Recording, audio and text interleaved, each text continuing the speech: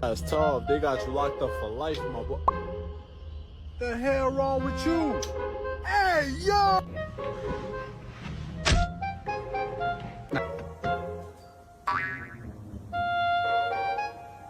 I want you to throw this.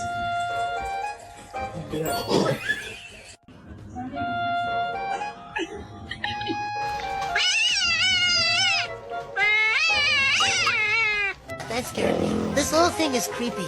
It's coming back. Oh!